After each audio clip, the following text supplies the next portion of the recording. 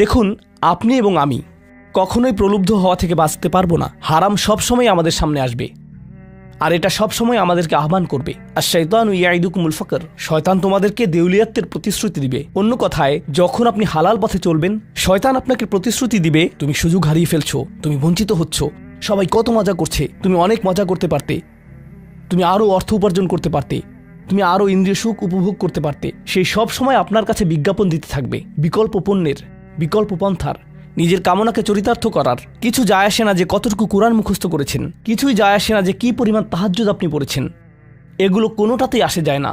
শয়তান থামবে না। দিন শেষে আপনি তো একজন মানুষই, দিন শেষে কামনা বাসনাগুলো আপনার মাঝে থাকবে, আর শয়তান থামবে না, সে আপনার পেছনে লেগেই থাকবে। শয়তানের একটা কৌশল আল্লাহ বর্ণনা করেছেন।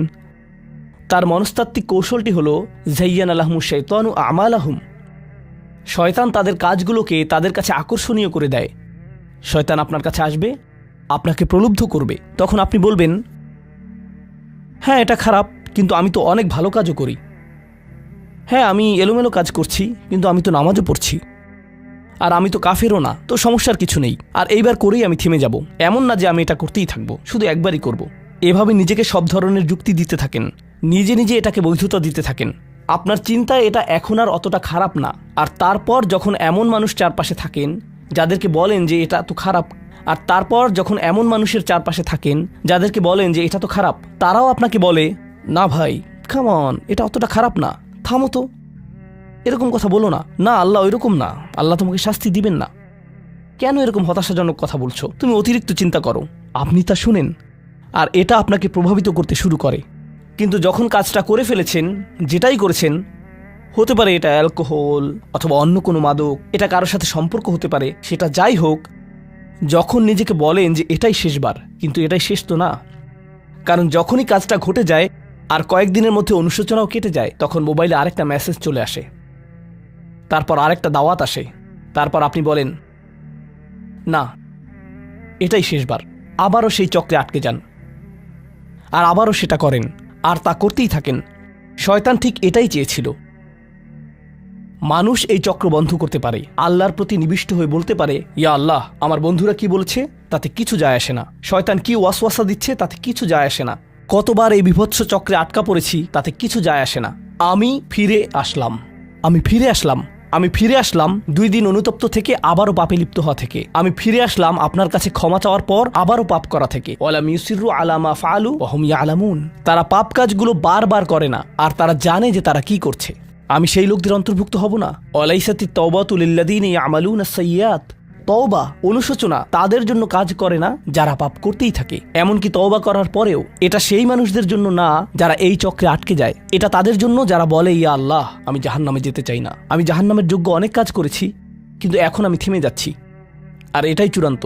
তারা হলেন আল্লাহর কাছে বিশেষ মানুষ, কারণ আল্লাহ জানেন এটা কতটা প্রলুব্ধকারী ছিল, আল্লাহ জানেন সেই আসক্তি কতটা শক্তিশালী ছিল, আল্লাহ জানেন পাপের কত গভীরে আপনি ছিলেন, আল্লাহ জানেন আপনার উপর শয়তানের সেই দীর্ঘ নিয়ন্ত্রণের কথা, আর আপনি সেই নিয়ন্ত্রণ ভঙ্গ করতে এবং আল্লাহর কাছে ফিরে আসতে সক্ষম হয়েছেন। আল্লাহর পথে আপনার এই যাত্রা অন্য মানুষের তুলনায় অনেক কঠিন। আপনার সামনের প্রলোভনগুলো অনেক শক্তিশালী, আপনার প্রতি অভিকর্ষের টানটি অনেক বেশি শক্তিশালী, আর এর সাথে লড়াই করে যেহেতু আল্লাহর কাছে এসেছেন, তাই আপনি বিশেষ মর্যাদা সম্পন্ন।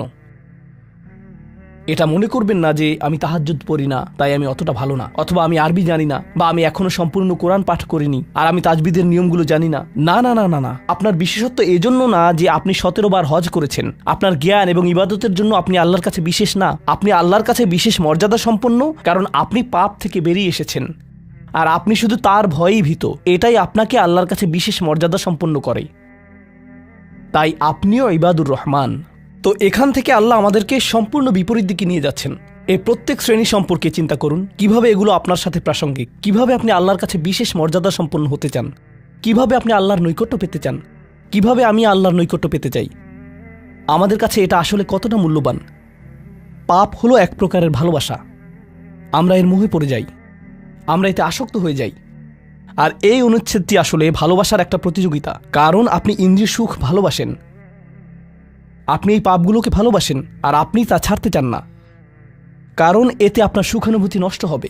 আর অন্যদিকে আল্লাহ বলছেন, আমি আমার নিজের দ্বারা সেই সুখকে প্রতিস্থাপন করে দিব, আমি এটাকে আমার নৈকট্য দ্বারা প্রতিস্থাপন করে দিব। আল্লাহ এই সুযোগ দিয়েছেন। আপনার নিজেকে এই সমীকরণের আলোকে সিদ্ধান্ত নিতে হবে। আপনি এই পরিস্থিতিতে পড়বেন, অন্য কেউ জানবে না, কেউ জানবে না যে আপনার মাথায় কি সংগ্রাম চলছে, কেউ জানবে না, শুধু আল্লাহ জানবেন। আর প্রসঙ্গক্রমে উদাহরণস্বরূপ আপনাদের কেউ কেউ যখন হারাম সম্পর্কে জড়ান, নিশ্চিত বলছি না, আপনাদেরকে অভিযুক্ত করছি না, কোনো মানুষ, আপনারা না, কোনো মানুষ যাদেরকে আপনারা চিনেন, তারা হয়তো অনৈতিক সম্পর্কে জড়িত, আর আপনি তা থেকে বের হতে চাচ্ছেন। তো আপনি এই আলোচনা শুনে তাকে মেসেজ দিলেন, আমি আর এটা করতে পারবো না। সে উত্তর দিল, তুমি কি আমাকে ভালোবাসো না? তুমি এখন আমাকে ঘৃণা করো? তুমি কি মনে করো যে আমি তোমার জাহান্নামে যাবার কারণ? আমি কি এতটাই খারাপ? এখন আপনি বলছেন, না তুমি অতটা খারাপ না, না আমি তোমাকে ভালোবাসি, তুমি মোটেই খারাপ না, তুমি অনেক ভালো। ঠিক আছে, যদি আমার সাথে সম্পর্ক সমাপ্ত করতে চাও, আজকে রাতে আমার সাথে দেখা করো, আর আমার মুখের সামনে এটা শেষ করো। না, এটা আমি করতে পারবো না। ঠিক আছে, তুমি আমাকে ঘৃণাই করো, আচ্ছা ঠিক আছে, আমি আসছি। এটা আবার শুরু হয়ে গেল, আর এরপর আপনি আবারও তওবা করতে চান। দেখতে পাচ্ছেন, এটা শুধুমাত্র আপনি না, আপনি হয়তো আবেগগতভাবে কোনো কিছুতে জড়িয়ে যেতে পারেন, আর এখন আপনি আবেগগতভাবে ব্ল্যাকমেলের শিকার হচ্ছেন। এর দ্বারা আপনি খারাপ বোধ করবেন। আপনাকে এর বিরুদ্ধে যুদ্ধ করতে হবে, আপনাকে এটা অবদমন করতে হবে, আর আপনাকে উপলব্ধি করতে হবে যে আপনি হয়তো কাউকে হতাশ করছেন, কিন্তু আল্লাহকে সন্তুষ্ট করছেন। আর আপনি এটা শুধু নিজের জন্যই করছেন না, বরং এটা ওই মেয়ের জন্যও করছেন, বা ওই ছেলের জন্যও করছেন যে আপনার মেসেজের জবাব দিচ্ছে। সে আল্লাহর সামনে দাঁড়াবে, এটাও আপনি চান না। আপনি যদি তাকে আসলেই ভালোবাসেন, শুধুমাত্র যদি তাকে কামনা না করেন, বরং তাকে ভালোবাসেন, তাহলে আপনি তাকেও রক্ষা করতে চাইবেন। তো এখন আমরা খুবই অপ্রত্যাশিত স্থানে চলে যাচ্ছি। আল্লাহর কাছে আরও কে বিশেষ মর্যাদা সম্পন্ন? আল্লাযীনা ইযা আনফাকু লাম ইউসরিফু ওয়া লাম ইয়াকতুরু ওয়া কানা বাইনা যালিকা কওয়ামা। এই মানুষেরা যখন তারা অর্থ ব্যয় করে, তারা সকল অর্থ উড়িয়ে দেন না, তারা অতিরিক্ত খরচ করেন না, আর তারা কৃপণও নয়। তারা অনেক বেশি খরচ করেন না, আর তারা অনেক কমও খরচ করেন না। তাদের বাজেট ভারসাম্যপূর্ণ। বাজেটের সাথে আল্লাহর নৈকট্যের সম্পর্ক কি? সম্পর্ক রয়েছে, কারণ আল্লাযীনা ফি আমওয়ালিহিম হাক্কুন মালুম, তাদের অর্থে অন্যদের অধিকার রয়েছে যা সুবিদিত। আপনার পিতামাতার অর্থনৈতিক সহায়তা প্রয়োজন, আপনার সন্তান, আপনার ভাই বোন, আপনার স্ত্রীর প্রয়োজন, এমন অনেক ক্ষেত্র রয়েছে যার জন্য আপনার অর্থ প্রয়োজন। কিন্তু যখন আপনি প্রয়োজনহীন জিনিসে আসক্ত হয়ে পড়েন, আর আপনার অর্থ যখন ব্যয় হয় সিনেমার পর সিনেমা, সিনেমার পর সিনেমায়, সাবস্ক্রিপশনের পর সাবস্ক্রিপশনে, গেমের পর গেম, এরপর গেমে, গাড়ির জন্য নতুন যন্ত্রাংশ কেনার পেছনে, যেই চাকা দেখতে উল্টো দিকে ঘূর্ণায়মান, তার প্রয়োজন আপনার নেই। সেগুলো আপনি দেখবেন না যখন আপনি গাড়ি চালাবেন, সেটা অন্য কেউ দেখবে। এগুলো ঘুরবে অন্য কারোর জন্য, আপনার জন্য না। যন্ত্রাংশ অথবা ডিভাইস, আপনি নতুন আইফোন ছাড়াও বেঁচে থাকবেন, এতে কোনো ক্ষতি হবে না। স্যামসাং যদিও কিছুটা বিপজ্জনক, তারপরও অনেক বোনেরা পার্স অথবা ব্যাগের জন্য এমনটা করেন। ও আল্লাহ, এই ব্যাগগুলোর কোনোটার দাম কয়েক লাখ টাকা। বলছি না যে আপনি এগুলোর কোনোটাই কিনতে পারবেন না, কিন্তু আল্লাহ বলছেন ঠিক আছে খরচ করো, কিন্তু অতিরিক্ত খরচ করো না। আপনাদের কারো কারো জন্য আবার সবচেয়ে খুশির বিষয় হলো টাকা ধরে রাখা। আপনি স্ত্রীকে সাথে নিয়ে সুপার শপে গিয়েছেন, তিনি এক প্যাকেট দুধ নিলেন। আমাদেরকে এত বেশি দুধ প্রয়োজন, ছোট প্যাকেট নিতে পারো না? ডিসকাউন্টের জন্য অপেক্ষা করতে পারো না? এটা দুধ, এটা ডিম, এগুলো নিয়ে কৃপণতা না করলে হয় না? এমন মানুষ রয়েছে যারা প্রাপ্য মানুষদের টাকা ধরে রাখে। আপনার সন্তানদের অর্থ প্রয়োজন, তাদের চলার জন্য কিছুটা পকেট খরচ প্রয়োজন, আপনার স্ত্রীর কিছুটা অর্থ প্রয়োজন। যদি তিনি গৃহ ব্যবস্থাপনার দায়িত্বে থাকেন আর তিনি নিজে উপার্জন না করেন, আর তিনি আপনার কাছে বলেন আমি কি 500 টাকা পেতে পারি? কিসের জন্য তোমার টাকা প্রয়োজন? আমাকে সম্পূর্ণ প্রতিবেদন প্রদান করবে, সকল রিসিট দেখাবে। দাঁড়ান, 1 মিনিট থামুন। এটা লাম ইয়াকতুরু, এটা আপনার জন্য চ্যালেঞ্জ হতে পারে। আপনি যদি আল্লাহর নৈকট্য লাভ করতে চান, আপনার পরিবারের খাবারের প্রসঙ্গ আসলে তাদেরকে জঞ্জালের মতো বিবেচনা করবেন না। আপনার জন্য সর্বোত্তম খরচের খাত হলো আপনার পরিবার। নিজের পরিবারের সাথে এরকম খারাপ আচরণ করবেন না, কিন্তু অতিরিক্ত খরচও করবেন না। অন্যরা এমন আছে যারা টাকা উড়ায়। আল্লাহ হয়তো আপনাকে কিছুটা অর্থ দিয়েছেন, আর আপনি আপনার 16 বছরের সন্তানকে BMW কিনে দিলেন যাতে সে রাস্তার পাশে লাগিয়ে দিয়ে অ্যাক্সিডেন্ট করতে পারে, আর তারপর তাকে আরেকটা কিনে দিলেন। না না না, আপনি এমনটাও করতে পারবেন না। লাম ইউসরিফু ওয়া লাম ইয়াকতুরু ওয়া কানা বাইনা যালিকা কওয়ামা। তারা একটি ন্যায্য ভারসাম্যপূর্ণ পন্থা অবলম্বন করে এই দুই অবস্থার মাঝে অবস্থানের জন্য। পরবর্তী গুণটি আমার প্রিয়, মনোযোগ দিয়ে শুনুন। এরা সবাই একটি শ্রেণী। والذين لا يدعون مع الله إلها آخر ولا يقتلون النفس التي حرم الله إلا بالحق ولا يزنون ومن يفعل ذلك يلقى أثاما। তারা আল্লাহর পাশাপাশি অন্য কোনো উপাস্যের কাছে প্রার্থনা করে না, আর আল্লাহর পাশাপাশি অন্য কোনো উপাস্যের কাছে প্রার্থনা না করা অবস্থায় তারা কাউকে হত্যা করে না এবং তারা ব্যভিচারে লিপ্ত হয় না। তিনটি বিষয়, তারা আল্লাহ ছাড়া কারো কাছে প্রার্থনা করে না, এর সাথে রয়েছে তারা হত্যা করে না এবং তারা ব্যভিচার করে না। তিনটি বিষয় একসাথে। এটা তো অসাধারণ কোনো অর্জন নয়। কেউ বলতে পারে যে হ্যাঁ, আমি তো তালিকায় এসে পড়েছি, আমি কাউকে হত্যা করিনি। কিন্তু জানেন কেন এটা বৈশিষ্ট্যসূচক? কারণ এই বিষয়গুলো খুবই প্রাথমিক স্তরের, তাই না? অন্য অনেক কবিরা গুনাহ রয়েছে, কিন্তু আল্লাহ বলছেন যে তোমরা আল্লাহর কাছে বিশেষ মর্যাদার অধিকারী হতে পারবে যদি তোমরা শুধু এটুকু করো। কেন এটা বিশেষ মর্যাদাপূর্ণ? মক্কার মানুষদের কথা চিন্তা করুন, সেই সমাজের কথা চিন্তা করুন যার মাঝে কোরআন এসেছিল। সেই মানুষগুলো হাজার বছর ধরে শিরকে লিপ্ত ছিল। হত্যা তাদের কাছে সাধারণ বিষয় পরিণত হয়েছিল, জিনা কোনো বিষয়ই ছিল না। আর এগুলো বড় বিষয় ছিল না তাদের পূর্বপুরুষ অথবা তাদের পূর্বপুরুষ অথবা তাদের পূর্বপুরুষের কাছে। এগুলো ছিল জীবনেরই অংশ। জীবন ছিল গ্যাংস্টারের মতো। আর যখন তারা এই সকল কিছু ছেড়ে আল্লাহর কাছে আসলো, তাদের পরিবারকে বলেছিল যে ও তুমি তো এখন মুসলিম, কংগ্রাচুলেশনস। তাদেরকে সকল ধরনের বিভৎস অভিজ্ঞতার সম্মুখীন হতে হয়েছিল, তাদের প্রিয় মানুষদের কাছ থেকে, তাদের সমাজ থেকে, তাদের বন্ধুবান্ধবদের কাছ থেকে, কারণ তারা সেই অপরাধগুলো ত্যাগ করেছিলেন, তাই না? কিছু মানুষের জন্য শুধুমাত্র ঈমান গ্রহণ করা, শুধুমাত্র অপরাধী জীবন থেকে বেরিয়ে আসা, শুধুমাত্র জিনা থেকে বেরিয়ে আসা ছিল এতটাই বড়। আপনারা যারা সম্মানিত পরিবারে বেড়ে উঠেছেন, পরিশুদ্ধ পরিবেশের মাঝে ছিলেন, আপনার জন্য সেই ধরনের বিপত্তিতে না পড়াটা সহজ অথবা সহজতর। এখনকার সময়ে যে কোনো কিছুই সহজ, কিন্তু আপনাদের যারা অমুসলিম অবস্থা থেকে এসেছেন, আপনি চারপাশে অপরাধ সংঘটিত হতে দেখেছেন, আপনি চারপাশে মাদকের আসর দেখেছেন, আপনি চারপাশে নারী লিপ্সা দেখেছেন, প্রত্যেক সাপ্তাহিক ছুটির দিনই ক্লাবে যেতেন, আর তারপর আপনি আল্লাহর পথে আসলেন, আপনি ঈমান গ্রহণ করলেন। সেই জীবন থেকে আপনার এই যাত্রাটি ছিল বিশাল এক যাত্রা, আর আল্লাহ এটা স্বীকার করেছেন এবং বলেছেন যে এটা বেশ বড় ব্যাপার যে কিছু মানুষ এমনটা করেছে।